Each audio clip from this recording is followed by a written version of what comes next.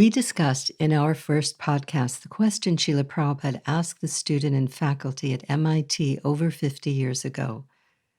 Where is the department that looks at the difference between a dead body and a live body, and the importance for us of this inquiry? Now let us look at another statement he made concerning the United Nations. He commented once, with mild sarcasm, that you say United Nations, but there's a new flag flying every year. And he pointed out that when people come to the table to discuss, they are thinking, I am German, I am American, I am French. And they are concerned only for the welfare of their own country based on the false identification with this material body.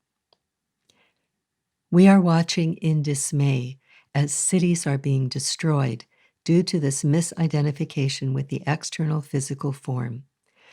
I am black, I am white, I am female, I am male, and so on.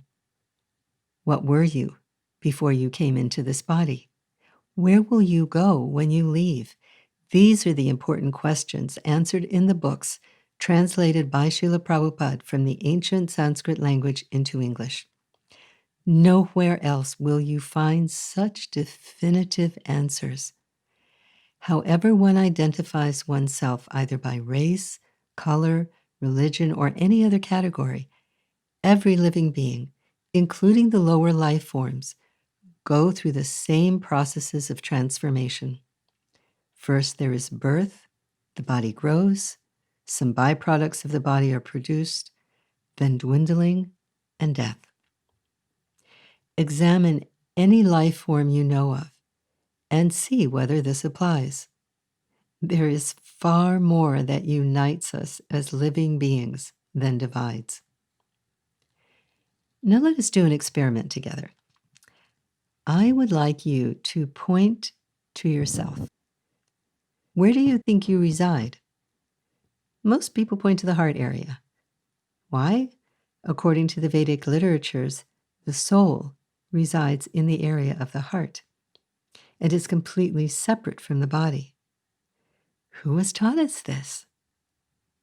Our whole world, run by godless atheists, have convinced us that if we just enjoy our bodies in every way possible, we will be happy. Are we? If I am living my life thinking I am something I am not, how can I possibly be happy? My whole foundation is wrong. The Constitution says that all men are created equal. We base our laws on the Constitution. How are we equal when we all have different levels of abilities, intelligence, and so on? We are equal on the platform of the soul. If we accept we have a soul and are eternal, we must accept there is a God. So our Constitution is based on God. A small number of very powerful atheistic people are influencing the entire world in all spheres of life. Because we are not properly educating our youth with basic spiritual principles, they can easily sway the masses of people into accepting ideologies which are not only man-made but divisive and damaging to the point that destroying property, looting, and killing as a way to bring attention to a problem in society has appeared acceptable in the eyes of those who fail to discern the incongruity of such behavior and succumb to superficial, sentimental rhetoric, even though such behavior is not benefiting society at large, or even those whom they claim to support. We can no longer afford to allow others to dictate our thinking, feeling, and willing according to their own agendas which do not include God and the following of His commandments. How has it happened that we live in a world where if one makes a stand for truth, for goodness, for morality, for decency, one is mocked? Do we really want to live and raise our children in this kind of atmosphere? Unfortunately, we've allowed a great deal of wrong thinking to come into our lives, which has no basis in the eternal truths as given in all the great scriptures of the world, including Bhagavad Gita. It is time we take our power back from all this foolish and atheistic nonsense. We might ask ourselves, what would change if I began to see myself as the soul and not this body?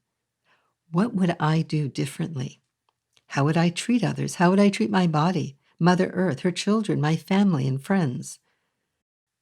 Perhaps spend this next week letting this idea settle deeply into your heart and mind, and pray for the revelation of this truth within your own life. Thank you for joining us. At Godhead is light, nescience is darkness.